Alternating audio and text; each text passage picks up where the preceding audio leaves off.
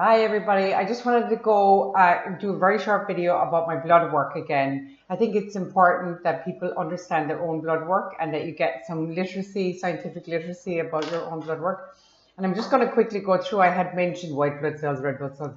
These things tell you if there's something wrong. So your white blood cells, if they're elevated, it immediately tells you you could be battling some infection, maybe cancer. Like it's a red flag. So if they're elevated, immediately you know something is wrong. You should try and get a printout of your own blood work if you're getting it done. And of course, the first thing usually the doctors look at is cholesterol. But there are other things that indicate if there's something wrong. So high elevated white blood cells tend to indicate there's an issue, inflammation, infection, cancer, whatever, some kind of problem. Red blood cells are very important to look at because they tell you about your iron level. Are you getting enough oxygen? If you're anemic, you're not getting enough oxygen maybe to your brain, to your anywhere around your body. And that's important. It's important that your red blood cells are operating properly. You may have too much iron, you may have too little iron, but that's that part of it. So that's important too to understand that. That might not be flagged to you. So those things are important. The other one is C-reactive protein, which I didn't go through too much on my previous video, which I'll link in the description below. The C-reactive protein will tell you about your level of inflammation. Now mine was 1.4. Ideally, it should be under 1. My blood results were taken in February. I could have had a slight bit of hay fever. I suffer a very small bit from hay fever.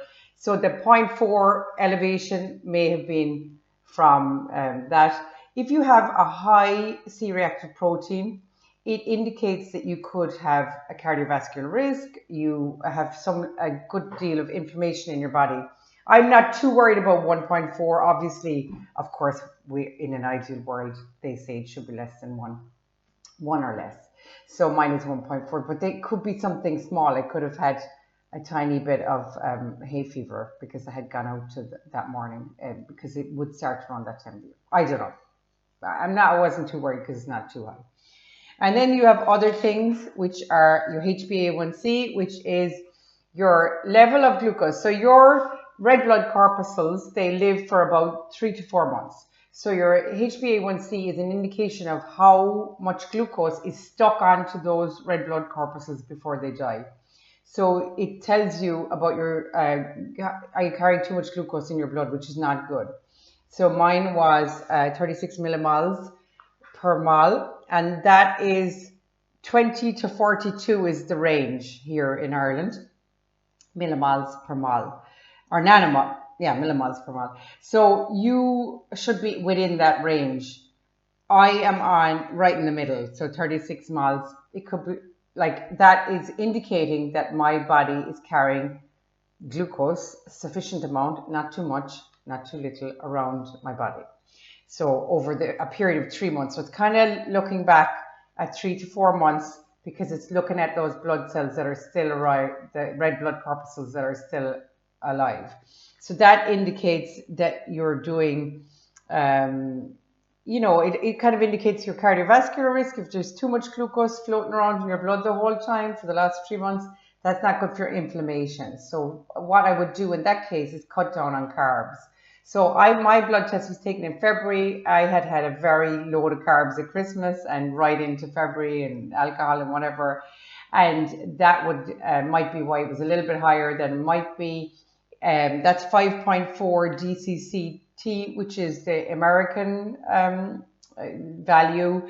5.4 is seen as reasonably good. For cardiovascular risk, it would be low, but it could be better than that.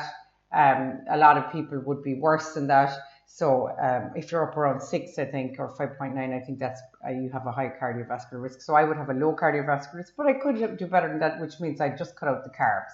It's all about cutting out the carbs.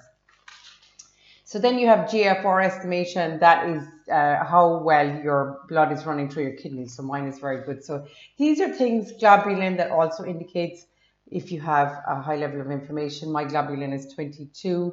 The level is 21 to 36 G per L, so grams per liter. So mine is very good. So when you read them all together, Like one might say that you might have a little bit of inflammation, like my C-reactive protein, but then you look at the other ones and they're all kind of low. And my red blood corpuscles are good, so I'm getting good oxygenation around the body. And then my white blood corpuscles are low, which means that I have no inflammation or infection, or I'm not worried about cancer. And then you have all the sodium, potassium, then you've got your microelectrolytes and albumin. These all indicate if you have some kind of inflammation, infection. And that's why we look at these numbers. But in general, your doctor might not look at them. They're really only looking for, I see my husband got his blood test was called by the doctor and was really only looking at his cholesterol.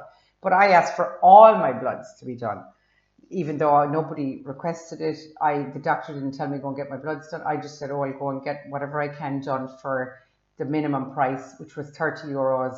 The nurse drew the blood. I didn't even see the doctor. And I got 11 pages of this telling me everything. And then I learned to read it myself. Obviously, I'm getting better and better as time goes on, and I'm looking at more and more people who've read their blood results. And you get more and more indicators of, yeah, you could pull back a few more carbs here, or I could do this, exercise a little bit more here, and that might help with the numbers. But who's going to have perfect numbers all the time? But my numbers are very, very good after 6 months on keto with, like I said in my previous video, a kind of a big break. So watch your numbers yourself, and they will give you a great indication of how you are, how you feel, how your body is. My body on the inside is very, very good.